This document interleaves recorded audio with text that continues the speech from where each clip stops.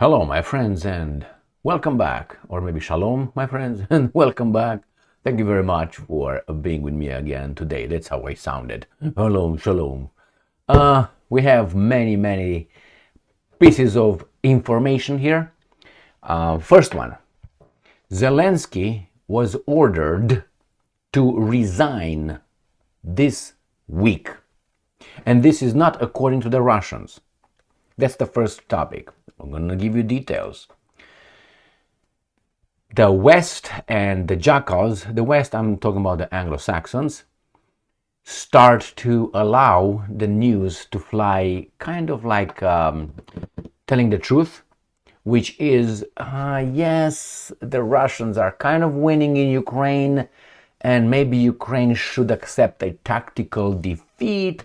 Maybe they're going to conduct a referendum on ending the conflict in Ukraine, and they have to give painful concessions to the Russians.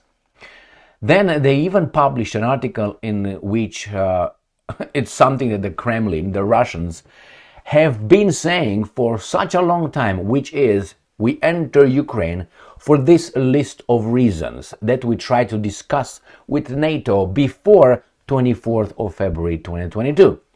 Kremlin says they're ready for peace talks, but want to achieve their quote-unquote goals in war.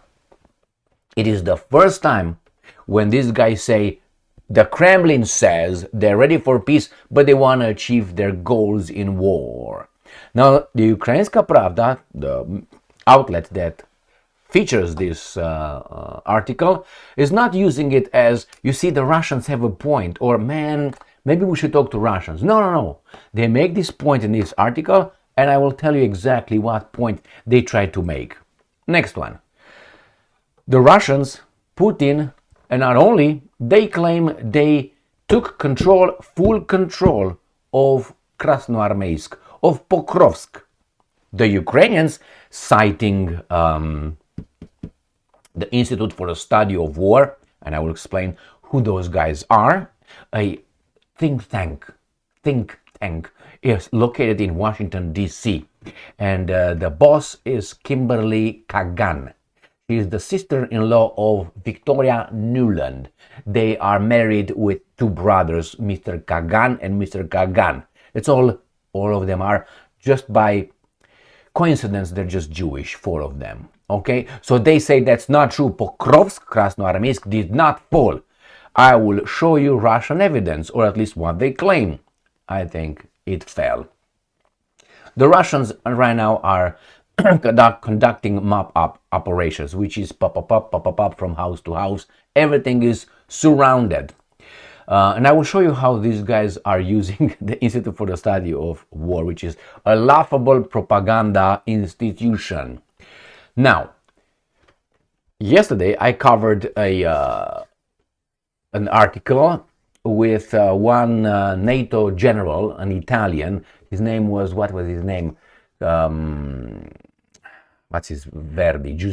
Giuseppe Calvone. I have to remember his name by Giuseppe Verdi, the Italian composer. So Giuseppe Calvone, I think it was, and the last name was Dragone, or something like this. So he said that NATO should think of preemptively strike Russia, have to change his thinking, but that's in defense, So I attack you because I'm defending myself, but only we can do this. And somehow there is a change of mind, the way NATO thinks.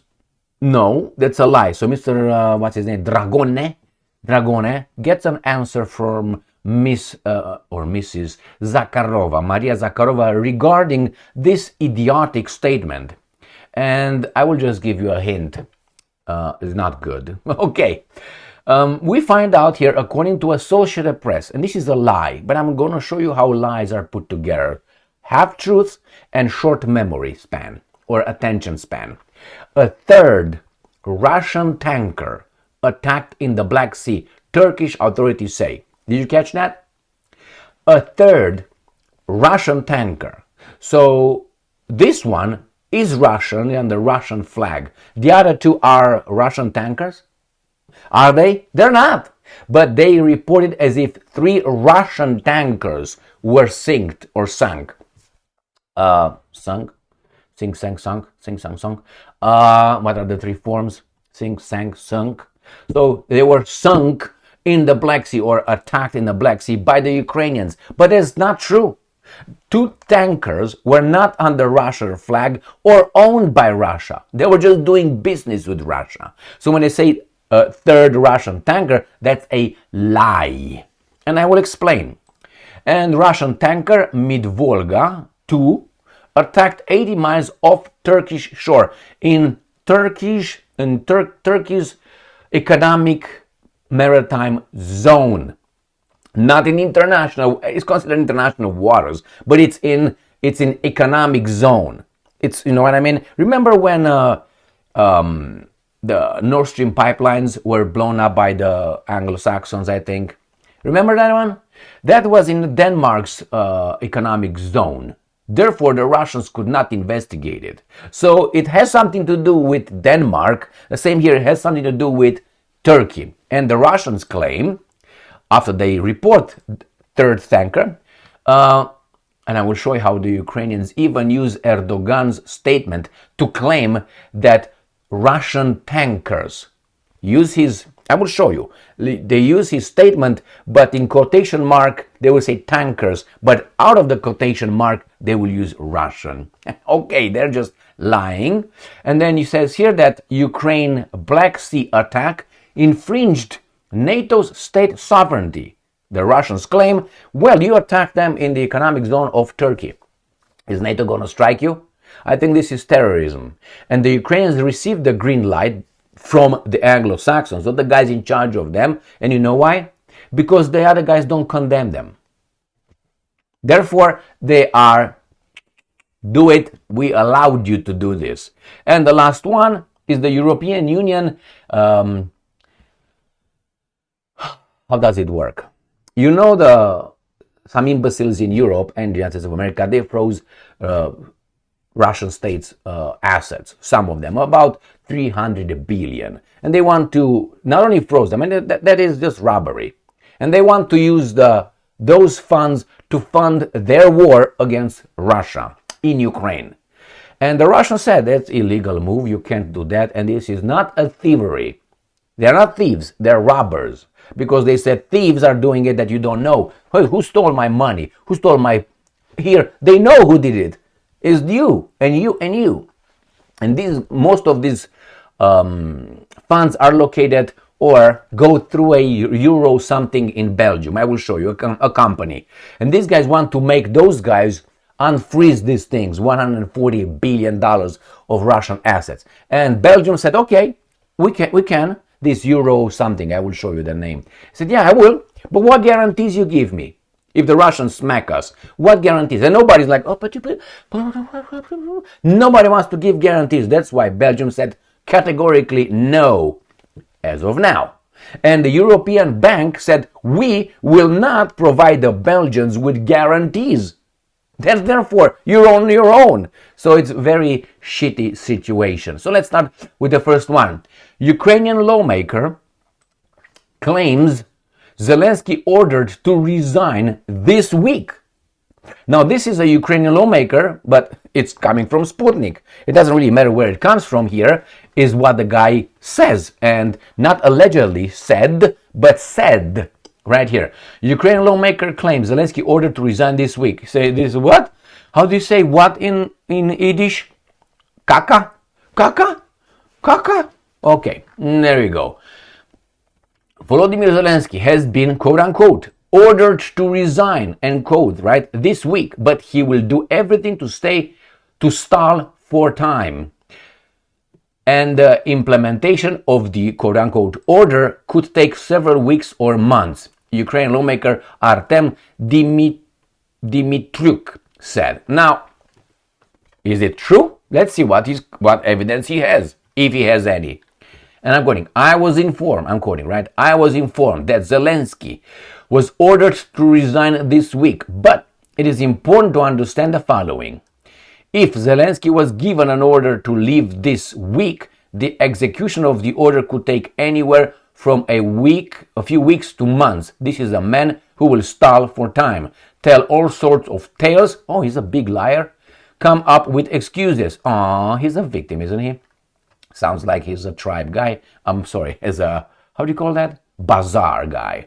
He will do everything to postpone the inevitable. Dimitruk wrote on Telegram on Monday without specifying his sources of information. That's why I admire Sputnik more than the American media, because look what they say.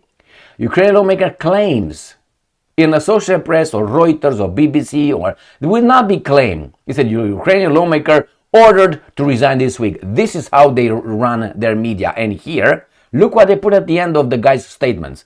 These guys wrote on Telegram without specifying his sources of information. Over there, they will start right here. Dimitruk wrote on Telegram on Monday. Pak, that would be out, left out. All right. The lawmaker said that this is indeed the most difficult time for the president and simultaneously the best time for Ukrainian citizens. So he understands who's in charge of Ukrainian citizens. But until the US Federal Bureau of Investigation puts handcuffs on him, Zelensky will not understand what is happening, he added. You understand? That's why we have these corruption investigations, because of the Americans who said, oh, you're a tough guy, you don't follow orders anymore. You know what we're going to do? We're going to maintain the appearances that we are civilized, and we want to get rid of you, not with a bullet, not with a helicopter crash, not with, I don't know, you don't feel good, your stomach is poisoned a little bit. It's not going to be like that. We're going to make you live on your own.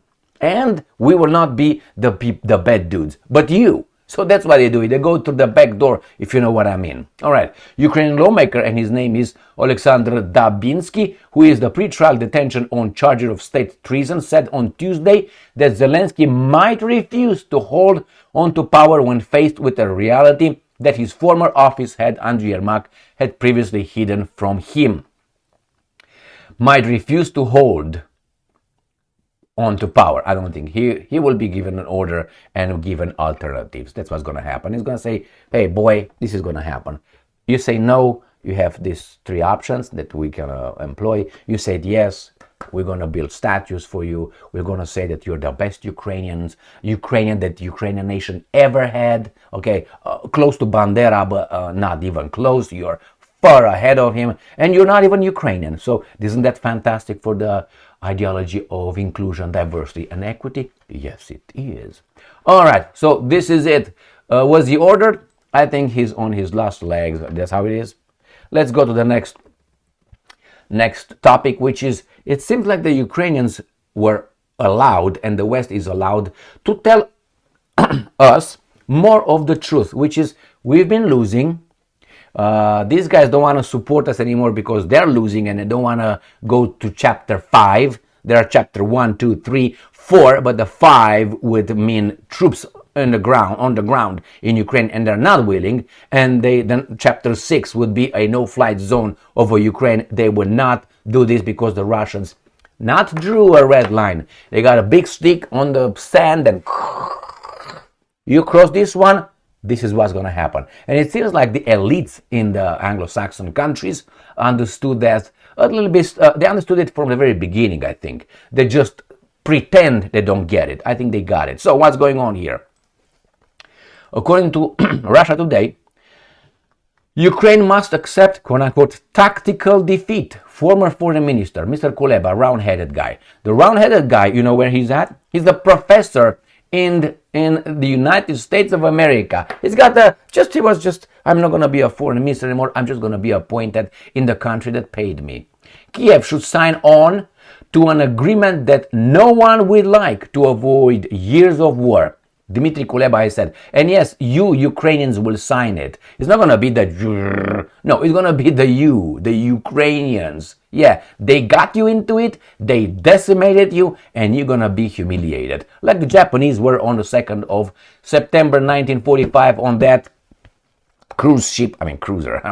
warship in Yokohama Bay. Remember when they come and they do the shift pop and they sign the unconditional surrender. What did he say?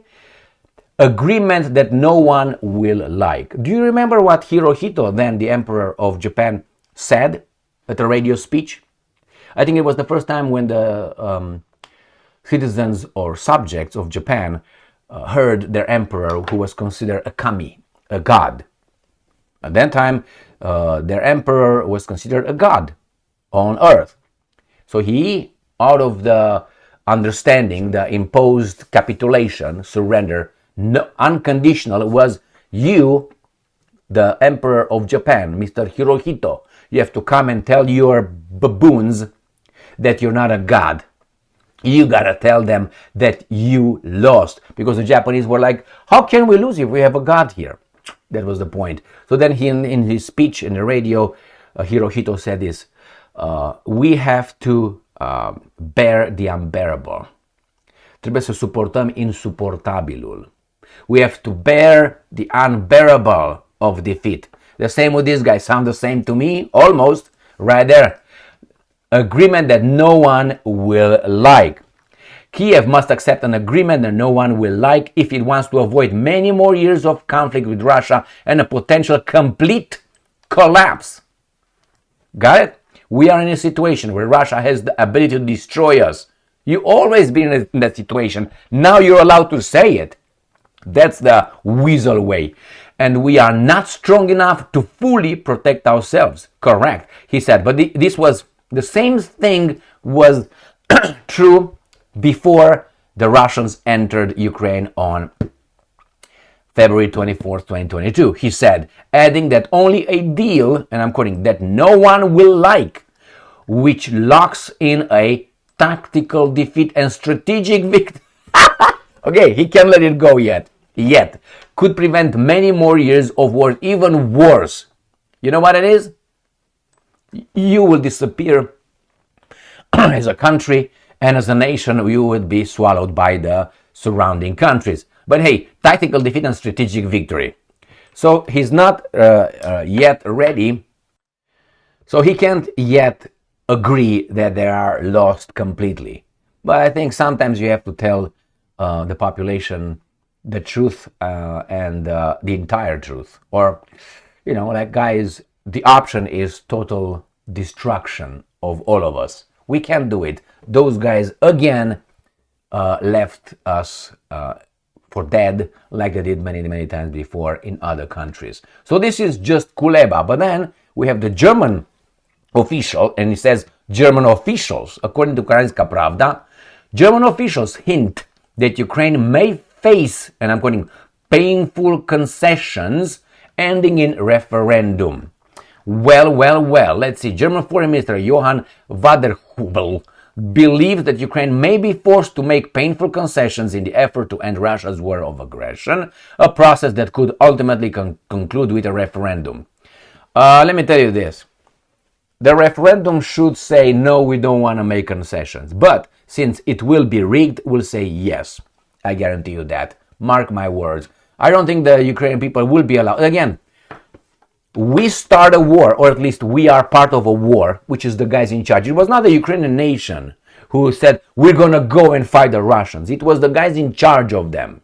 So they got in a war to defend them, okay? Now they're losing, they're decimated, and now they drop everything on the Ukrainians as being responsible for this. Not the guys who got them in the war in the first place. This is the same weasel way these guys put Jesus Christ on the cross. The same way, the same method. No, it's not going to be us. It's going to be you who will do it for us. And we are the good guys, the moral victims, and you're going to be the barbarians, knocking those chick on his whatever wrist you do it. It was not on palms, it was on wrist. Okay, just so you know, if it was. But that's the method. So the same here is going to be the Ukrainian people, nation that will be blamed for this, and they will be blamed by the other guys' media every day that it was their fault and they should shut the hell up and they should help the guys who got them in the war because they're a minority. And they're always been in fringe attacked, poor guys. Remember the programs? Oh my God. All right. So the same here. This is what's going on. They prepared the Ukrainians to take the blame for something that was ordered far, far away from Ukraine and implemented by non-Ukrainians with the Ukrainian blood. And now they say, look, Kremlin said they're ready for peace talks, but want to achieve their goals. Yes! And say, what goals? That's the whole point. Yeah, supposedly they are ready for peace and want to achieve their goals. What goals you have? They told you what the goals are. They told you before the 24th of February 2022. They told you, guys, stop killing our Russians in Ukraine. Stop infringing their rights as a minority, which almost a majority in your country. Give them, again, the right to speak their language, to have newspapers, to have media outlets, to go and practice their whatever religion they want, and so on. But no, we're not going to do this because you are the guy next. The point is Russia's resources, not these guys over there. This is just the reason. I'm going to beat your little brother because I know you're going to intervene, and then I'm going to call my jackals to beat you up. That was the whole plan. I'm going to beat them right here. I'm going to take over here. You are the goal of all this operation. We want to give you a bloody nose so we can pickpocket you, pick everything you have. That's the way. Hey, achieve their goal. At least now they're starting halfway to say the truth. And let's say how the Russians claim they liberated and took control of Pokrovsk. Is it true? We'll find out. I think it is. But hey, I've just got feelings here. And maps. Russia has pushed Ukrainian forces from key frontline towns. The Russian president has visited command posts on the line of contact, according to the Kremlin. You see, according to the Kremlin, they don't say it's true. They just report. This is Russia Today. The other guys were, remember, Sputnik, right here. Lawmaker claims. Remember, and the other one down there when he says, without specifying his sources of information. So pay attention to this kind of words. All right, the Russian army has taken control of several key frontline cities, including Krasnoarmeysk in Russia's Donbass, Pokrovsk in Ukrainian, and Voshchansk in Kharkov region. The chief of Russian General Staff, Valery, has told President Putin. He told Putin. So where is this Pokrovsk? Let me show you where Pokrovsk is, shall we? Let's go like this first. Let's make a little update here, which even is not going to go only to the 30th, but doesn't really matter. It's good enough. Here, why? The front, I'm going to use the Ukraine. So this is Ukraine, Zapa, right? And Pokrovsk is right here, right here. This is Donetsk. This is Donbass right here. So this is where Krasnoarmeysk resides, right there, Pokrovsk. So this is taken over by the Russians. And this is the Russians. Let's go to the Ukrainians. Okay, this is the Ukraine. Let's do a little refresh here. See if they give us.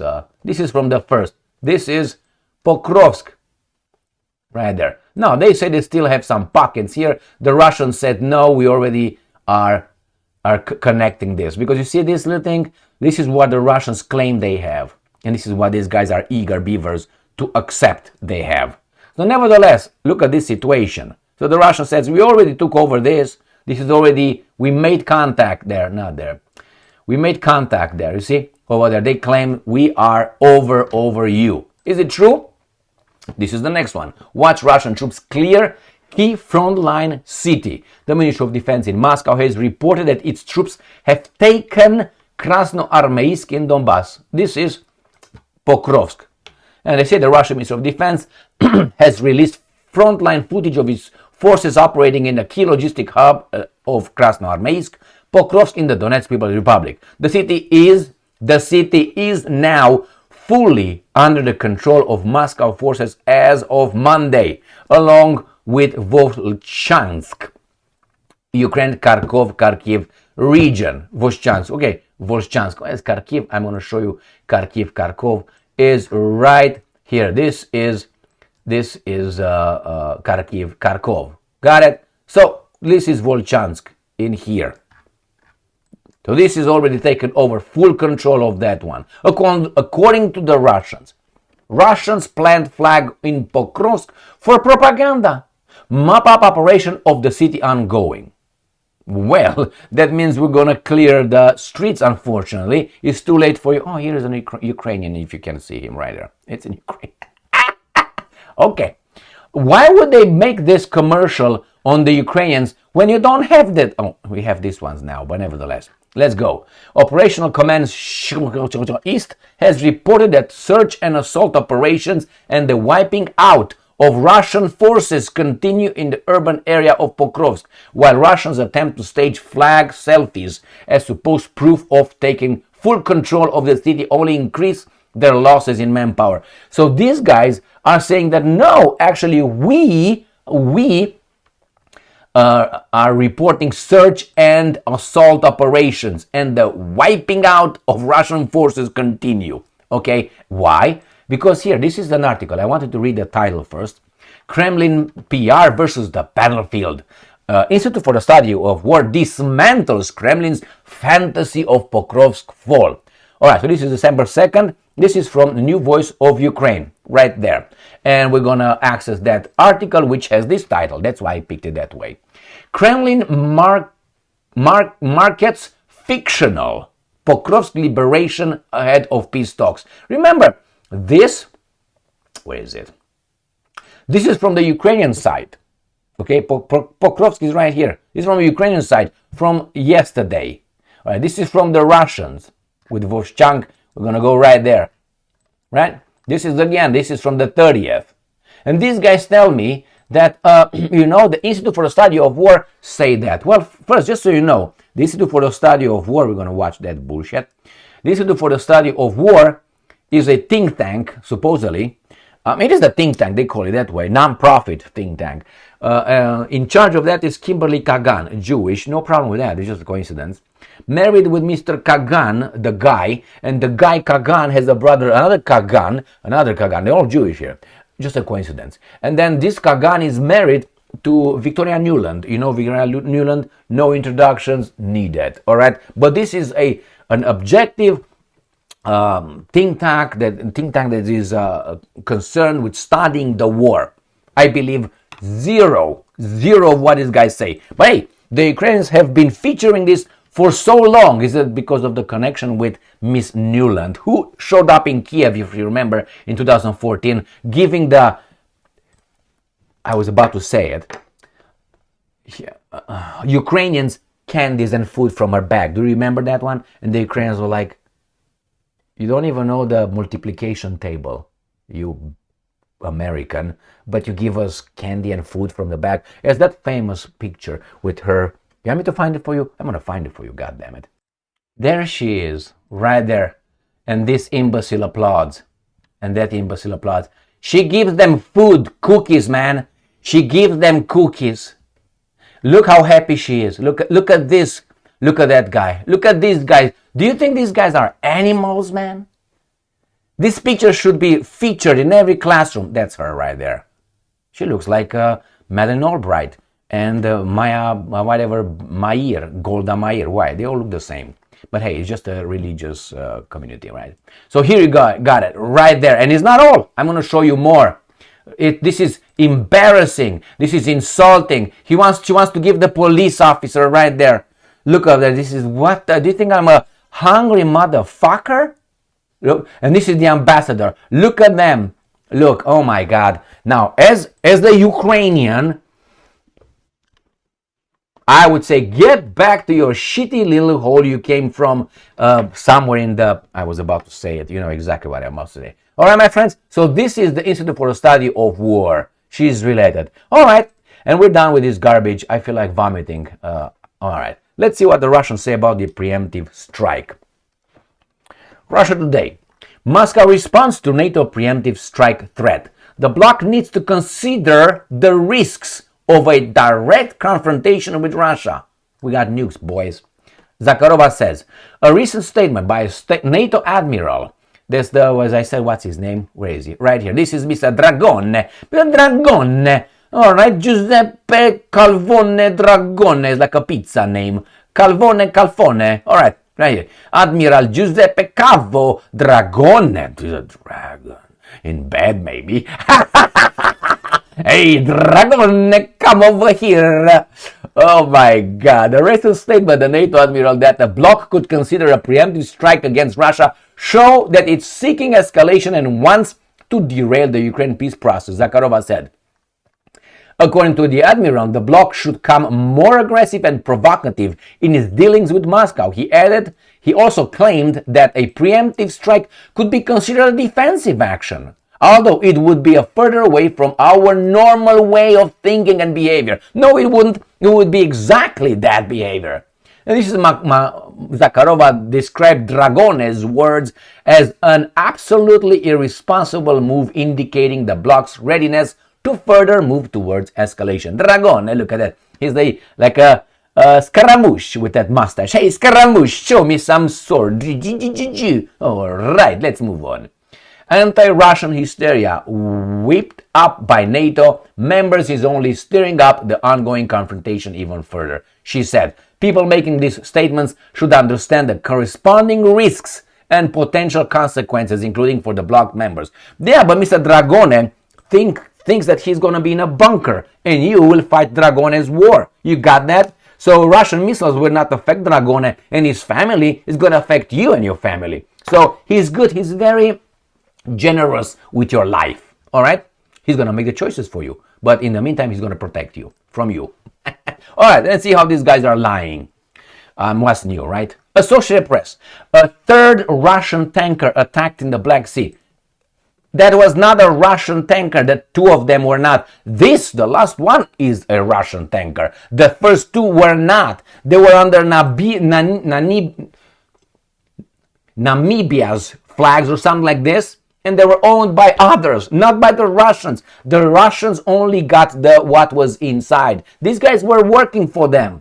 It was not working for them like their employee. It's like the mail. The mail brings me, but it's the U.S. government who brings me that.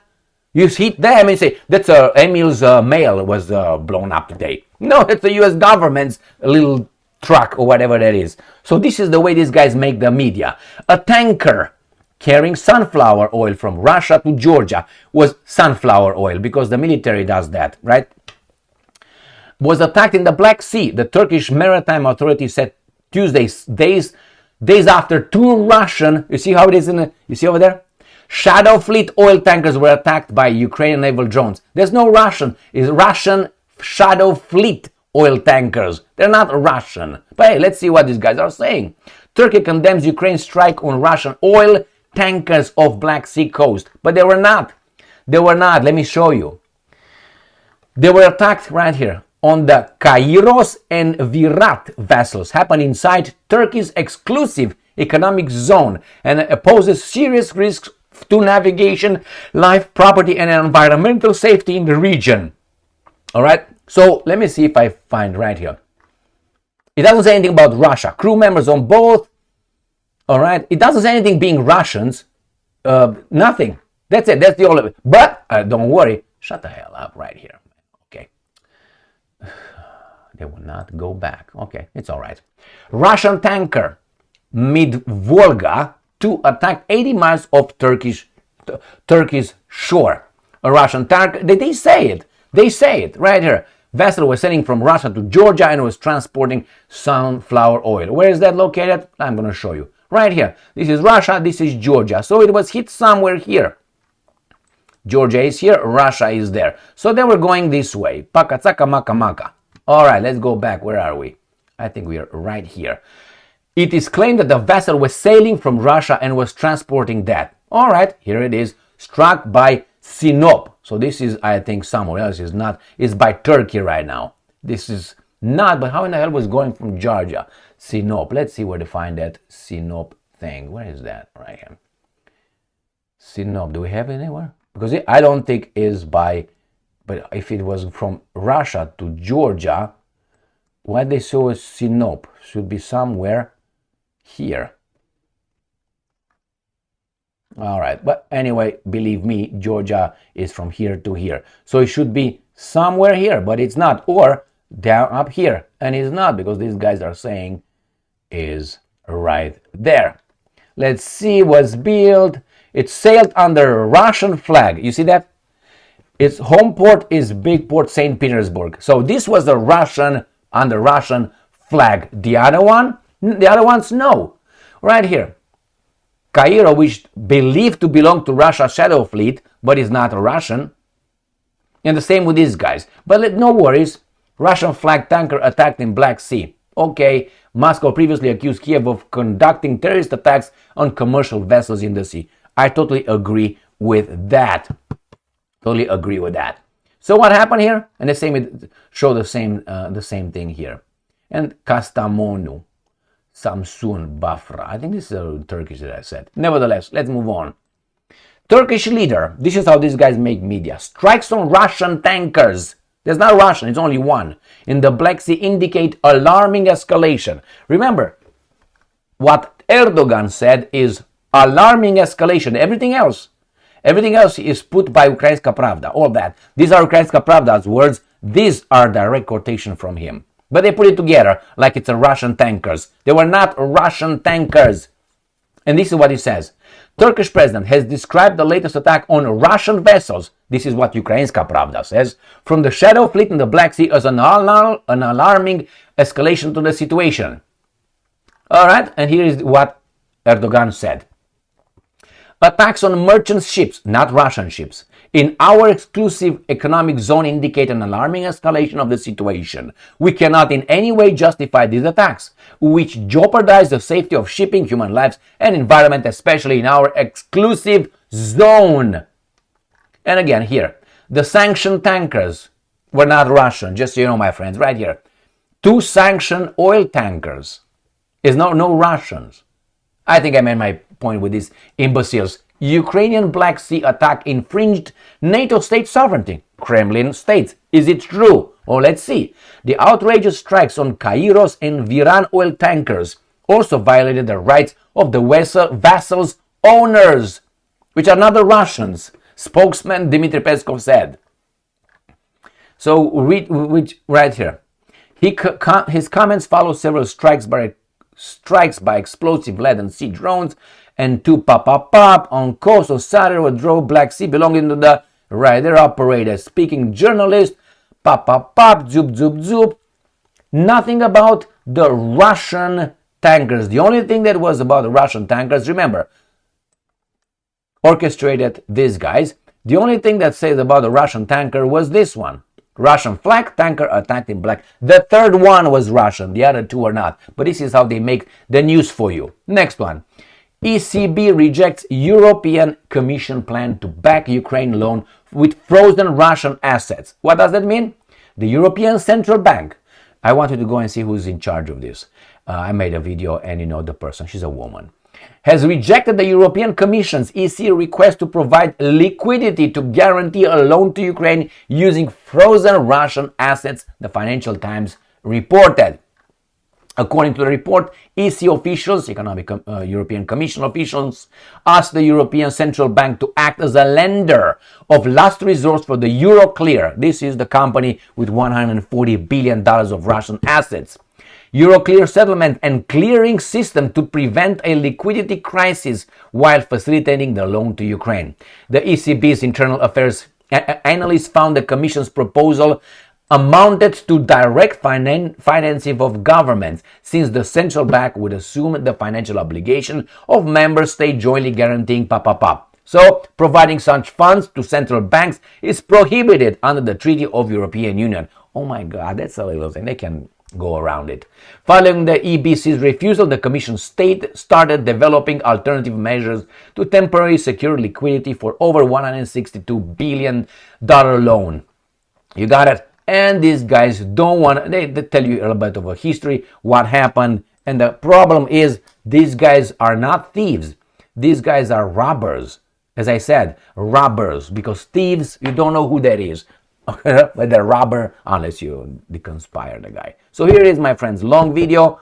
And I have much more to say, but for now, that's good. Zelensky will not leave the power, but probably after he's going to be told these are the alternatives, and he knows them. He probably will. He makes some phone calls to Chuck Schumer and other of his, bazaar people, and he hopes that these guys will forgive him. Or maybe he's just going to go nilly-willy because he knows he checkmarked everything he had planned for him before he was proposed and propelled to the position of the president of the Ukrainian nation. Now he's leaving and the Ukrainians are left to pick up the hot potato from Russia's fire. Thank you very much for being with me again today. Stay strong, stay smart, look for the truth and be just.